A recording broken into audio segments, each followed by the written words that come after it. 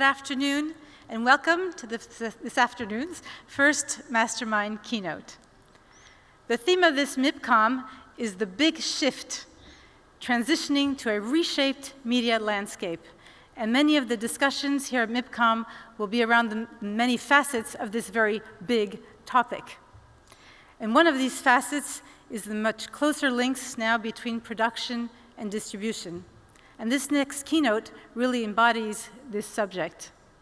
We're delighted today to have Tim Davie, CEO. He's CEO of BBC Studios, following the merger in April this year of BBC Worldwide and BBC Studios, bringing together the production and distribution wings of the BBC. Tim Davie has been at the BBC since 2005, that's 13 years, in a number of senior capacities. And since 2013, he was CEO of BBC Worldwide. In his address today, Tim will tell us all about his ambitions for this new entity, and he will also give us an exclusive first look at some of BBC's latest exciting projects. He'll be joined in conversation with Anna Karagadi, Group Editorial Director of World Screen Magazine. So now please join me in welcoming Tim Davie and Anna Karagadi.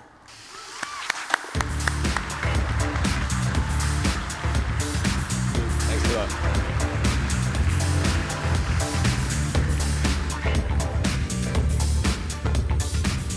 Hi, Tim. It's such a pleasure to be here. Thank you. Thank you. I think before we get into our conversation about everything that BBC Studios has been up to, why don't we take a look at some of the highlights of what BBC Great. Studios has to offer. Let's see the highlights clip, please. Very cool. Thank you. And a female doctor. All right. So let's start at the beginning. What was the motivation for the merger of BBC Studios and BBC Worldwide? I think in this business, it's no surprise, the key rationale for us bringing our production and distribution businesses together was actually to secure talent, to attract talent so that they could make their ideas.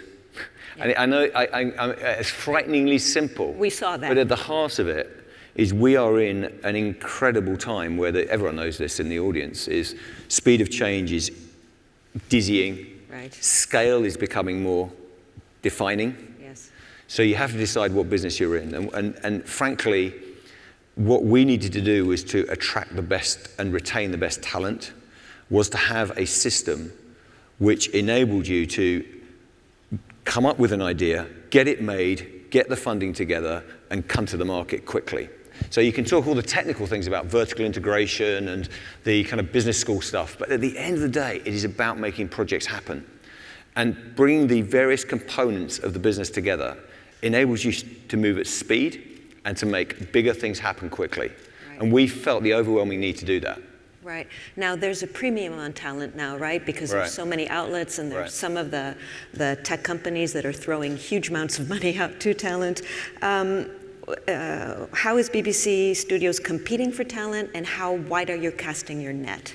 Well, I think we're pretty focused. So I think I say a lot to people that, because there's this whole question, isn't there, which is, can a British entity or a local entity compete with this great global game we're in? And I often say kind of that we're a big, small company. Yeah? Right. That you can, and a lot of the media industry has been shaped by these quite localized debates, and local content's critical, but there's no doubt that you have to choose your battles now. And we are very focused on, we talk about British, bold creativity. Yeah? So we're very, very focused on, we're a global company, but we're powered by British creativity. Yeah? And that means our scope is pretty tightly defined in what we're looking for, but broadly across genres. So we'll work across genres, but we are absolutely looking for the finest premium content. This is not rocket science. In an age of infinite choice, that if you haven't got that premium cut-through content, everyone will say it, by the way, it's a question of how good you are at doing it. Content is king, we're the best place for talent. We could list the cliches that every CEO will deliver. Right. Yeah? The issue is how good you are. And we are very, very focused on high-end, British-driven creativity of the finest quality underpinned by the BBC values and, the editorial values that we care about. Right. And what kind of atmosphere do you offer a creator who comes to you with an idea? What can they get from BBC Studios? Well, I think we balance, because we're now, the biggest, a bit of scale, so a bit of muscle. Right. So, the biggest distributor in Europe, all the various headlines, in terms of, as a creative house, powered as a production house, we've got an outstanding record in terms of delivering high-end creativity, award-winning creativity. I think we stack up by any metric on that. Sure. I think there's something deeper, though, which is we also, and again, many say it, the question is how good people are in the room at delivering it, which is, I think we're in a position where we can make ideas happen, and we can make them happen fast. So if I take, we've announced today, for instance, that we have brokered a deal with Dracula. Right. Which is from Stephen Moffat, who wrote Sherlock. So that's an announcement today that we're going to do that with a co-production with Netflix. So we can make those type of deals happen. I always talk about kind of creative deal making, and we may want to talk a bit later about where distribution's going. But the heart of this is, as a creative, I offer you a space where you can develop your work, but also get your work made. Right. Which is kind of important. Absolutely. Yeah. One thing is the idea, but the execution is just as important. Absolutely. So why don't we, speaking of talent, why don't we take a clip at one of we saw. Yeah, what you're going to see here is, I've got a few treats, hopefully, because there's only so much talking we can take in an afternoon, isn't there? So this one is the up-and-coming actor that we brought to Cannes, Richard Gere, but he's been in town, and he was here with other members of the cast and a wonderful group of talent who've come together on a project called Mother, Father, Son, run by Tom Rob-Smith. It's a hell of a piece. Why don't we have a look before I talk? Let's see the clip. I want to see that. See, that's what it should make you feel. I really want to see that. Yeah, good. So you talked about the importance of British talent.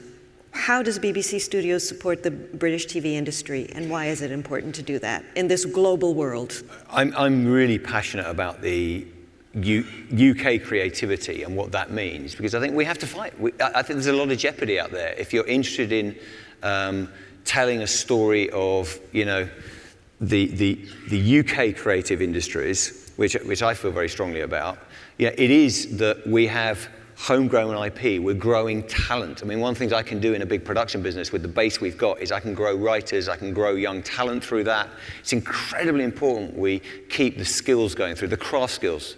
We'll come to natural history, factual entertainment, some of these marine biologists that are coming out into production that push the bounds of technology in terms of how we see wildlife. All of that is really important. And what's interesting is people often say, well, isn't this rather a bit worthy? Isn't it a bit public service in terms of its spirit? Actually, it's funny. The things where we get most financial return are the things where we're really focused on the highest quality. Right. The editorial values are outstanding. And I think you have to fight for that. You have to fight for storytellers, homegrown storytellers. And, we're creating a company of global scale which can do that. And it's going to be, a battle at times. We are in a battle to secure talent, to make sure we're winning projects. I mean, the one thing I would say, and it's true of this project or other projects, is many people put money first. I'm yet to, this is a funny sentence, but I'm yet to not make happen something where we really haven't, where we've got passionate about it. Right. Where we've said we want to make, editorially, we see something. And I think that we should be proud that out of the UK then deployed globally. I mean, we're making Strictly Come Dancing, Dancing with the Stars, 52 countries, I think, and rising. Right. We need to deploy this thing globally. Don't take this as a Little Englander comment. Right, it's quite the reverse, actually. Right. But I think you have to have a spirited defense of that creative heart, and that's what we're about. And with viewers having so much choice, that emphasis on quality helps the product stand out, right? When you everyone knows this. I don't think it's a revelation. It's simple. We all have it when we go home. Right. We're overwhelmed. There's too much stuff. Yeah? Absolutely. So you have to double down on, and you can't kid yourself here. I mean, this is culturally, it's important, this, in terms of how we all work, is I'm not a big fan of oversell. Do you know what I mean by that? Please, it's either the real stuff or it's not. Right. And we try and see that early. We try and co-produce. We're trying to get financing in place so we can make that happen. And it's happening all the time. We've just announced even in the last 24 hours a partnership with Lionsgate on developing drama in the US. This industry is moving so fast. Our acquisition of indies, we are constantly looking for how we can grow projects, get projects moving quickly through the system. So you mentioned partnerships. They're very important for a number of reasons. What does BBC Studios get out of them, and what do you have to offer a partner? Well, I think with partnership now, if you're a company like ours, which has some global scale, but it's clearly, when you look at these companies emerging around us, whether that be on the customer side, not just the obvious ones in terms of the big and impressive, and I love them, they're partners, big SVOD partners. Right.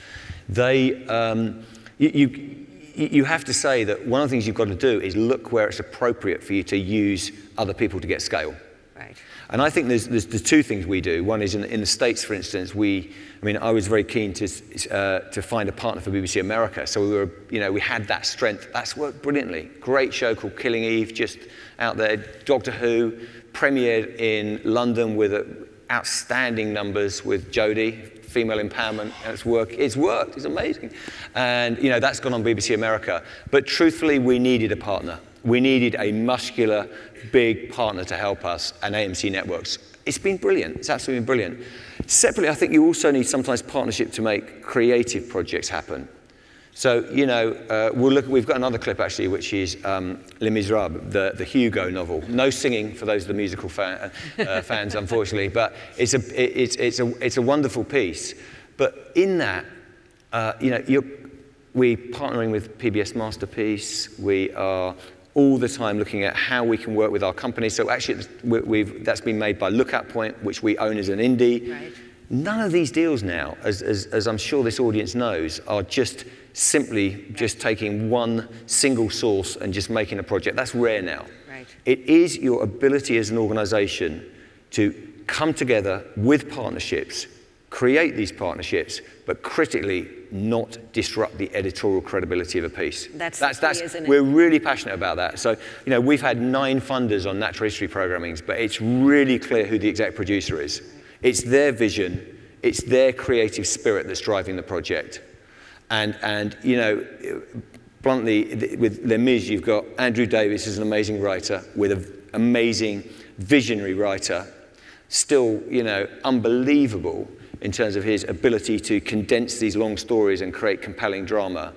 You've got Lookout Point with Faith Penhale and the team there driving it from an editorial point of view. You have to create the partnerships and let them run. And with that kind of track record, I'm sure that the partnerships will gladly let them take the lead on it, right? Yeah. With partnership, I think the key thing I look for is a couple of things. One is the obvious, which is, are we strategically aligned? Do we want the same things in life? Right. Because otherwise it just unravels. The other is a really critical thing, which is, do you like each other? Do you get on? Right. Life's too short to deal with horrible people. Right. So I'm really serious about this. It's just not worth it. Don't spend time with those jerks. Right. Yeah? So we tend to look for kind of quiet people we like. Yeah. Because we want to spend time with them and we make nice stuff. Right. It's not complicated. And I am quite animated about this, as you can hear, because it's just not worth it. And we have had some adventures with people where we don't go into an equity relationship. You can do projects with people who are not perfect, but truthfully, if you're going to go into an equity partnership or a joint venture, or you're going to invest, we can do the more official language, which is cultural fit. Right. And that passion for the right editorial is everything. And people can smell it. They smell the credibility of that. They smell the passion. And not only that, what comes out of that is good business. Right. It really does. And I think we've got a great record on that. We like working with people, and we're certainly not arrogant enough to think we can do it alone. Right. So should we take a look at Should we go to Les Mis and the drama of, with no singing. Yeah, in France, we're watching the Brits tell a French story. So I say this humbly, but okay, off we go. Let's have a look. It's rather good. Wow. Yeah. Wow. Yeah. It's a great cast. It really is amazing. Wow. So before we move to nonfiction, there was one other question I wanted to ask you. This media landscape continues to evolve. We've talked a lot about the seed of the idea, the creator, and working with partnerships. Does distribution also need to adapt to this new environment, and how so? I think it's going through radical change. I mean, clearly there is still a big and very significant market for finished program distribution. Right. But if I look at the heart of our company, it's really, distribution has become, if I say, a strategic task. Yeah?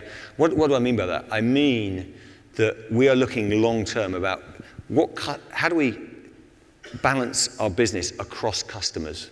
Where is this leading in terms of our creative partnerships? Because if you just drift and you don't manage very carefully, I mean, this is kind of quite high-end account management skills. How do you manage an account? Where are you leading to? And as we know, most of the deal making now, future deal making, is done on these big projects way before cameras roll. Right. So I think it is a different art. It's very interesting. I think it demands different skills. I think, you know, as a company, we're very committed to training people in different ways, because I just think this is not an industry and this is typical of lots of industries that have been disrupted, is if you just think you can repeat and success will follow, you're in big trouble. Right. So we are definitely completely changing what we see as distribution, pretty fundamentally, in terms of the skills needed, the kind of level of sophistication we need with these big customers. It's changing. And the good news, by the way, for the room, if we're all feeling a bit depressed about the amount of change, is any forecast tells you that the amount of spending on global content is going to grow. It's going to go up, you know, 30% in the next 5 years, 112 billion, the numbers are crazy. Even pay TV is going to go up. That's, you know, it'll go down a little bit in America according to the forecast, but Vietnam, Indonesia, there's some issues around just how much money you get out of those. Right. But this is a good time to be in this industry, yeah? Exactly. You've just got to have a business that's I mean, I've been in businesses that aren't sitting and repositioned to be where growth is. I mean, the story of BBC Studios is very much getting to a position where we're sitting with IP, with content, with production businesses, so that we are geared towards natural growth if we get it right. And distribution has to be part of that. I think it's radical to change. I think we're kind of only a little bit of a way through it, and I haven't got an end date in mind. Right. You know, it's going to keep going. Right, right. Now, because viewers, buyers, platform operators are inundated with choice and with a lot of things, how important is a brand? Is a brand still important in this environment? And what does the BBC Studios brand represent? I think brand is incredibly important. You know, it's obvious. In terms of this blur of content, it's just almost too much. So any kind of navigational help is what, as a consumer, I need. Right. I need it. Yeah. And it's obvious. I mean, for us, the BBC, you know, you do the research, it's very clear. We stand for quality. I think we're beginning to, you know, push hard on innovation. Mm-hmm. So if you take, you know, we come to natural history in a minute in terms of just our desire to bring new technology, new ways of seeing things. There's that restlessness that I'm trying to inject into the whole company, which is innovate. It's fascinating. David Attenborough is 92 this year. No, isn't it amazing? He's always giving me a hard time about how slow we are to innovate, yeah? However fast they go, the guy is just, and you wonder, how could this man be at the top of his game? I mean, it's legendary. And I think we're an innovative company. We need to do that. And the BBC has got some of that, but it needs to keep pushing that. Because companies with heritage need to work hard to generate that. Sure. But we have an unparalleled reputation for you know, quality, editorial integrity, and truth is important. Right. Yeah? Right. People, when we make docs or we're not trying to spin a line.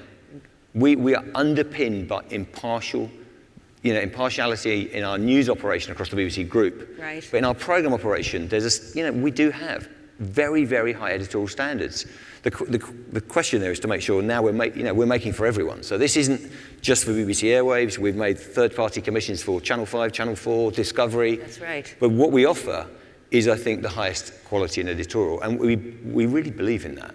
I think it stands the test of time. Right. And a big portion of what you offer and produce is natural history, isn't it? Well, it's certainly one of the crown jewels. I mean, and it's really interesting. I mean, from a branding point of view, by the way, there were lots of debates on whether we call Blue Planet 2 Blue Planet 2. Huh, really? Yeah? Do you call it something else, a new name? I have to say, it's a bit Hollywood, isn't it? Because, well, what are we on, Fast and Furious 18 or whatever on, yeah? But, there is something about putting a marker down and saying, look, we need to communicate to people clearly what the brands are, right. yeah? And it's simple for us. It's what we need to keep delivering these world-class landmarks. We're incredibly proud of them. Blue Planet 2 was a sensation. I mean, yeah. Honestly, I think people were a bit worried about factual. Is it just going to get sunk by 1,200 odd dramas this year? Sure. We've just done some really interesting research with young people as well, saying people are more and more looking for a relaxed time on television. No kidding. The world's pretty stressful with the old phones and politics and goodness all that. Don't get me on that. But all of that, people do want to relax. So it's interesting. You read that as drama, but actually fantastic natural history. The ability also to bring families together. I mean, I know as a parent, the opportunities to actually get people watching the same screen are very rare now. How difficult is that? It's veering to impossible. Yeah. So one of the brilliant things I think the BBC does, and it's linked to the BBC Group's ambition being universally funded, we are still going to chase those big moments. Right. Doctor Who did a 40 share of television. Yeah, Strictly's doing that. Dancing with the Stars. We like those moments. Now, who knows how many will be there in 10 years' time, but some will. And those totemic moments are going to be of incredible value to all of us because they'll bring us together. And natural history does that. Right. I mean, the really big natural history landmarks do that. Just to go back to the concept of brands for a minute, I interviewed Josh Sapin, Yep. your partner at AMC Networks, right after the World Cup was over, and he was all excited that day, one of the big headlines on the New York Times talking about France that had won a game or whatever was Blue Planet. I wonder if it was Mark Thompson who had anything to do with the New York Times doing that. But, yeah, You're telling an England fan about the French win, so I can only enjoy it so listen, much. Italy didn't even qualify. So, That's a good point. Good point. Yeah. No, we're thrilled. And that program was a phenomenon because not only that, we had the work that was done around plastics in the ocean, changes in policy. I mean, all kinds of things come out of that program. And we continue to chase that. I mean, we've signed a long-term agreement with Tencent. Right. I've been, with the Tencent team today. Amazing. They've signed as a co-pro to the program you're just about to see, Dynasties, which is amazing, the next Attenborough, big one that's coming in this autumn, and we keep going on this stuff. But they're able, and the kind of work we're doing now, you've got the core content, which is Blue Planet or Dynasties, but they're forming a BBC Earth tribe with 650 hours of content, but then all kinds of short-form mobisodes, as they call them, interactive pieces. We'll give them exclusive looks behind the scenes to millions of Chinese consumers, and watch it, so they can become engaged in natural history. I mean, how good is that? I mean, and it works for us in terms of long-term financial planning. We've got a good partner in China. We can make these landmarks happen because these landmarks that you're about to see, one that you're just about to see, these are about 4 years in the making. They take real commitment. And the good news is you don't have to pay the actors. The bad news is you don't quite know what they're going to do. Yeah. So you have to go long on this. But it's incredibly exciting, that partnership. Absolutely. Should we take a little look? Let's take a look at the last clip. Yes. Talk a little bit.